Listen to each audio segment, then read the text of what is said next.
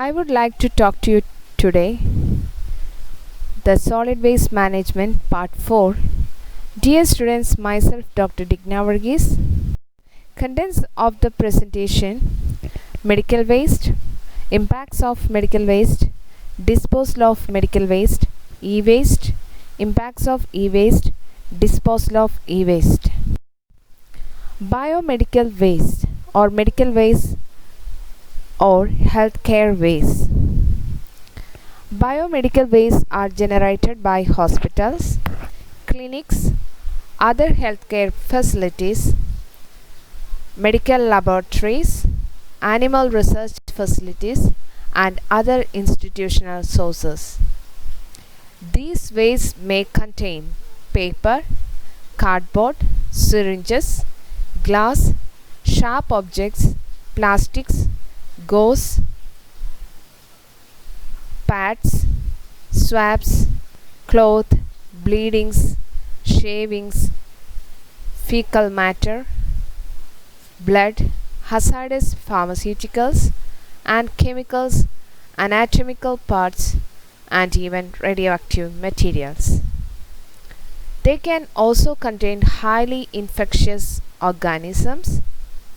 The term biomedical waste encompasses all kinds of waste, solid or liquid, including their containers and intermediate products, which are generated during the diagnosis, treatment, or immunization of human beings or animals, in biomedical research, or in the production of testing of biomedical products. Impacts of biomedical waste on living organisms and the environment. The infectious pathogens of the biomedical waste can become airborne and waterborne and cause the spread of diseases among those handling such waste and also among the general public. Biomedical waste contain the sharp objects such as scalpel blades, needles, broken glass pipettes, etc. They may cause injury while handling the waste. Biomedical waste also pose of significant threat to the environment. If not disposed of it properly, they can end up in lakes, parks, and other wildlife refuges where birds and fauna live. Animals and birds are attracted to the scent or colors of the pharmaceuticals in the waste. Their curiosity to such waste results in digestion of medications, which can injure or even kill the animals also. So there are so many impacts of biomedical waste on living organisms and the environment. Syringes and other sharp objects in the biomedical waste can easily rip the linings of the landfills. We know the landfills that is properly insulated or covered from the nearby soil by applying a plastic coating or clay coating to the walls of the depression or pit in the landfills. Due to the sharp objects and the syringes in the biomedical waste that will make holes or cuttings in the linings of the landfills. So in the rainy season, the hazardous contaminants in the waste can seep out to the exterior soil of the landfills and eventually contaminates the groundwater as well as the nearby water bodies. The radioactive tools used in diagnosis cause the presence of radioactive materials in biomedical waste. Their presence constitutes radiation hazard to the waste handling workers and the public also. In biomedical waste there is some drugs and there is also some radioactive tools that is used for the diagnosis. For example, where it's some cancer treatment, there is radioactive isotopes are used, and another therapy using radioactive tools that will also present in the biomedical waste. Their presence constitutes the radiation hazard to the waste handling workers and the public. There is some disposal methods used for the biomedical waste, that is, one is off-site disposal and the other one is on-site disposal or on-site treatment. Before that, we are going to the details of the biomedical waste disposal, that is off-site and on-site treatment of biomedical waste. We have to think about the image, that is Indian Medical Association goes eco-friendly.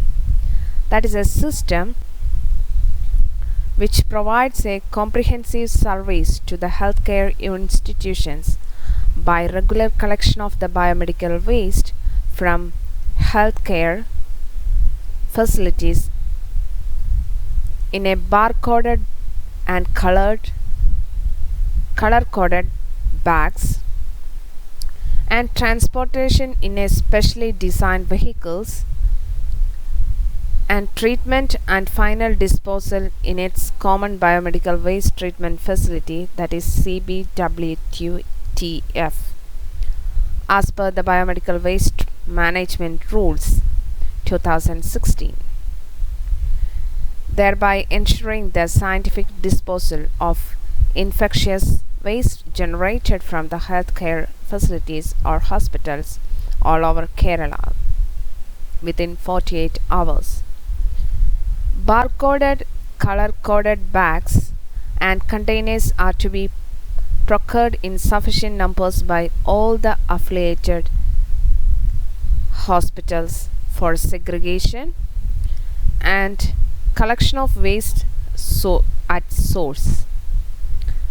Special training is imparted to the hospital staff regarding the segregation and collection. Transportation of biomedical waste. Image runs 53 GPS installed covered vehicles for the collection of biomedical waste within 24 hours from the whole length and breadth of Kerala. There is only one image center all over Kerala, that is situated at Palakkad. I visited once there. Then I saw there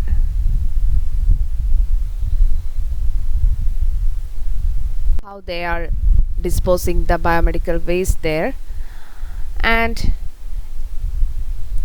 it is a specially designed as per the Biomedical Waste Management Rule and approved by the Pollution Control Board, which fly a distance of 10,000 km per day. Each vehicle crew includes a driver, a sanitary worker and a supervisor. So each vehicle collects biomedical waste daily and are taken to district transfer stations, from there directly to the plant at Palakkad, taking all the safety measures there. All these vehicles are monitored through GPS satellite monitoring using AVL View software application. The movement of the waste collection vehicles are monitored through GPS system, and the waste collection is monitored through the mobile application system also. Introduction of barcoding system to monitor each and every bag from the source till the end is going, and it will be completed within couple of months. Here According to image rules, biomedical waste are categorized and it is kept in different color coded bags that is provided to all the hospitals in Kerala. That is, biomedical waste segregation chart is shown in this picture. In this picture we can see the yellow bags, and in that bag we have to keep these types of waste, that is post-operative body parts, placenta, plaster of Paris, pathological waste, cotton waste, dressing materials, beddings, then body fluid contaminated paper and cloth, face mask, cap, cytotoxic, expired and discarded medicines, microbiology, biotechnology lab waste. So these types of waste are only keeping in this particular bar-coded and color-coded bag, that is in yellow bag. And in the case of red bag, in that syringes without needles, IV set, catheters, then gloves, urine bag, dialysis kit and bottles are also keeping in this particular red color coded bag. And there is a white translucent bag. In that, needles, syringes with the fixed needles, blades, scalpels are keeping inside this particular bag. And another color of the bag is blue. In that, glass and metals are keeping. Glass means broken glass, ampoules, and then lab slides. Metals means nails, metallic body implants, scissors, etc. are keeping in this bag after use. On an average, there is about 36 tons of biomedical waste reaches the image plant daily, of which 19 tons are incinerable waste, that is collected in yellow bags. 11 tons are autoclavable waste that are collected in red bags. 5 tons are bottles and 0.5 tons are in sharp and metals. 0.5 tons is discarded medicines. This waste is collected from all the healthcare centers across the state of Kerala within 24 hours of its generation. So here we can see the different types of waste. According to image, they are categorized in different color coded bag system. Once this waste is reached there at Palakkad from different hospitals all over Kerala, that will again autoclaved and separated into different category for the off-site treatment or disposal of the biomedical waste. Now we are moving to the on-site treatment, that is, first one is autoclaving.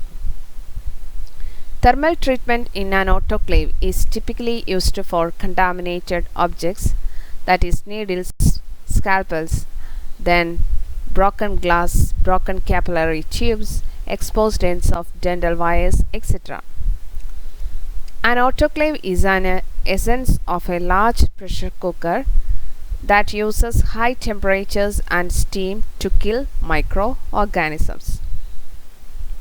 Medical waste decontaminated through autoclaving can then be handed over to the waste disposal authorities for the off-site disposal, that is for image. However, medical waste such as chemical waste.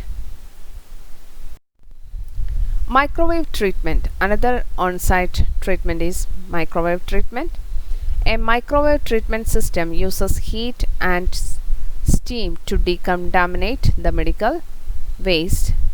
Contaminated medical wastes are shredded and moistened with water and microwaved in a specialized microwave oven.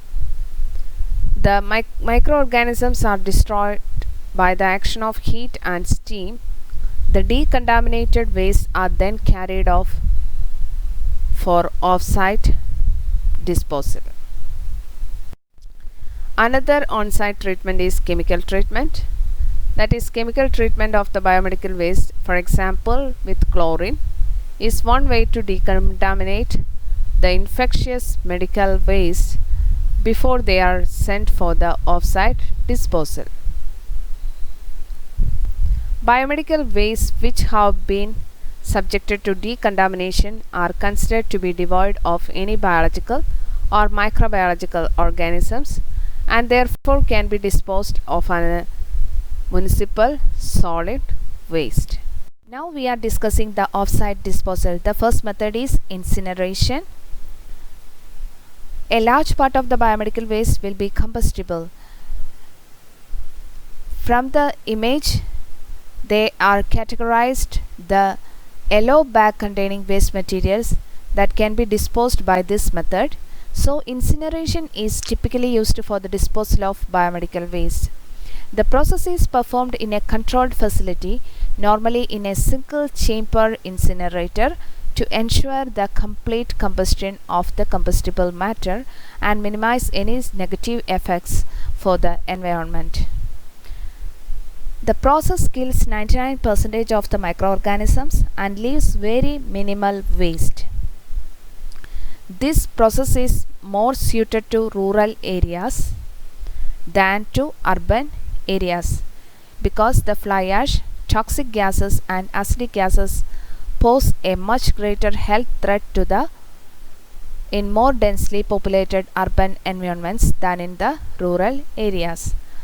So image at Palakkad is placed in a rural area. There is no houses nearby.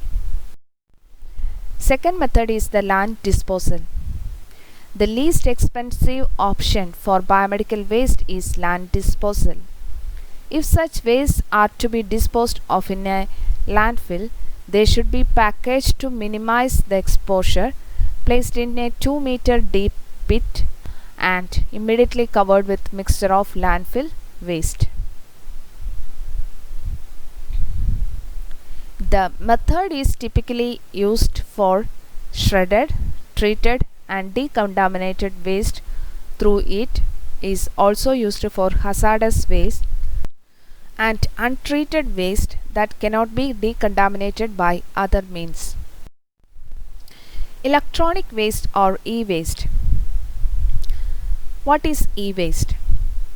The term electronic waste or e-waste means the electrical and electronic products, whole or in parts, intended to be discarded by their original users. The term encompasses all such equipment having no prospects of useful life any further. They can be damaged items or rejects from their manufacturing and repair processes or items intended to be replaced. Category 1 of e-waste includes discarded information technology and telecommunication equipments comprising computers of all kinds, cell phones and printers, calculators, copying equipment, telex systems, etc. or their parts. Category 2 of e-waste includes discarded consumer electronics and electricals comprising refrigerators, microwave ovens, television sets, air conditioners, washing machines, stereo sets, etc. or their parts. So electronic waste or e-waste have two categories. Category 1 include information technology and telecommunication equipments. Category 2 of e-waste, consumer electronics and electricals. E-waste today constitute the fastest growing sector of municipal solid waste, more than 5% of the total municipal solid waste, due to the rapid growth of technology and frequent upgradation of the technical innovations. Data astonishingly revealed that more than 50% of the rejected computers in India are in good working conditions, but they are discarded nonetheless to make way for the latest technology. Globally, 40 to 50 million tons of e-waste are disposed of each year. So, every year, upgradation of technical innovations occurs so that there is increasing or the fastest growing sector of municipal solid waste of e-waste occurs. Components of e-waste. Broadly, e-waste consists of iron, steel, that is about 50%, plastics about 21%, non-ferrous metals like copper, aluminium, silver, gold, platinum, palladium, etc. about 13%, and other constituents like glass, wood, plywood, printed circuit boards, concrete, ceramics, rubber, etc. E-waste also contain a wide range of hazardous chemicals or components such as extremely toxic lead, cadmium, beryllium, mercury, chromium, barium, brominated flame retardants, that is BFRs, polychlorinated biphenyls, that is PCBs, etc. So these are hazardous chemicals. E-waste contains several valuable components such as precious metals, that is silver, gold, platinum, etc., and various plastics that may be profitable to extract, adds an economical incentive to the processing of e-waste. A large part of the e-waste generated in Europe and American countries or continents is sent mostly illegally. That is very important. Mostly illegally to Asian countries such as China and India, and to the African countries like Nigeria and Ghana. There, the e-waste are disassembled by the economically backward people using the rudimentary methods in the quest for the valuable components like silver, gold, platinum, etc. Adverse impacts of e-waste. The solder in printed circuit boards, gaskets, and glass panels of cathode ray tube monitors contain large amounts of lead. Exposure to lead can cause the intellectual impairment in children and can damage the nervous, blood, renal, liver, and reproductive systems in adults also. The circuit boards and semiconductors, rechargeable nickel cadmium batteries, CRT screens, that is cathode ray tube screens, printer rings and toners, printer drums of photocopying machines, etc. contain cadmium. Exposure to cadmium can produce several toxic irreversible effects on human health. It affects our lungs, kidney, etc., as well as causes anemia, bone marrow, depression, and microfracture of bones, that is the Itai disease, that is heavy back pain due to the toxic effect of cadmium. The printed circuit boards, relays, switches, laptops, and lighting devices for flat screen LCD displays contain mercury. Exposure to mercury can lead to chronic damage to the central nervous system, kidneys, and immune system, as well as lead to the respiratory and skin disorders. Compounds of chromium, that is chromium is in the +5 oxidation state, used in the production of metal housings and galvanized steel plates, can damage liver and kidneys and cause bronchial maladies including the asthmatic bronchitis and lung cancer. The barium present in the front panel of CRTs, that is cathode ray tubes, can cause muscle weakness as well as a damage to heart, liver and spleen even upon a short-term exposure to it. Beryllium present in motherboards, circuit boards and laser printers can cause the diseases including lung cancer and skin diseases like what? So in e-waste there is hazardous metals or elements like lead, cadmium, mercury, chromium, barium, beryllium, etc. are present. On exposure to these types of elements will cause different diseases or they affect badly to the health of public.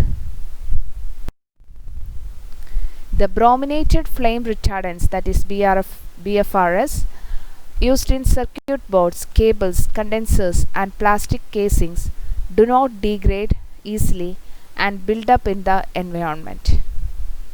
Long-term exposure can lead to impaired learning and memory functions and can interfere with thyroid and estrogen hormone functions. Exposure during mothers' pregnancies has been linked to the behavioral problems in the babies born.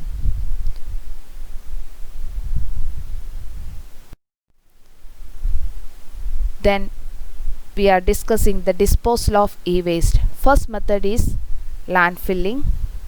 The most common methodology of e-waste disposal has been storing e-waste in landfills.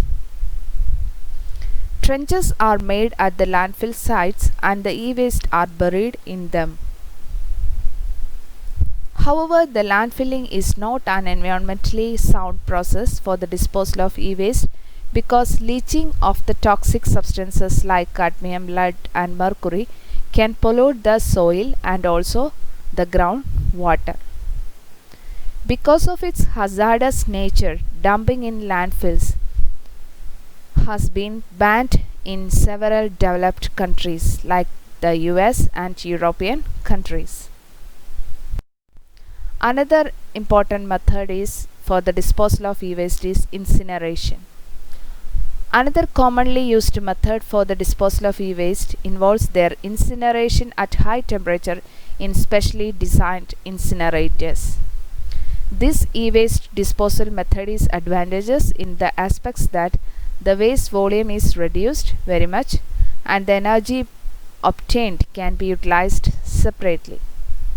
However, it has significant disadvantages that the process releases toxic heavy metals like lead, mercury and cadmium as well as the extremely dangerous and carcinogenic volatile organic compounds, that is VOCs, to the environment. Another method of disposing e-waste is recycling.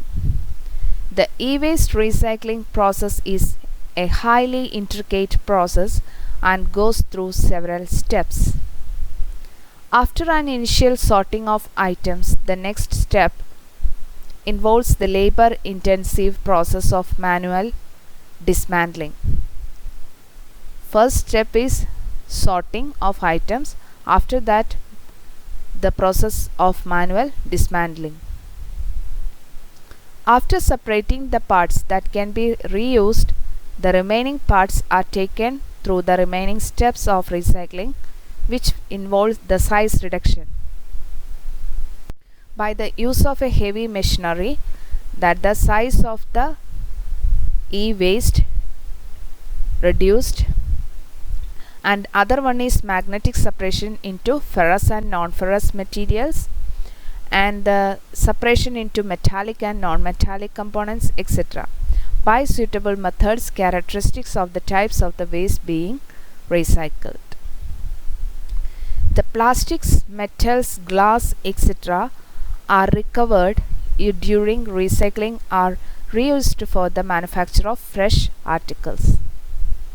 Sophisticated e-waste recyclers are available in developed countries, whereas the methods used are often crude and unsophisticated one in developing countries.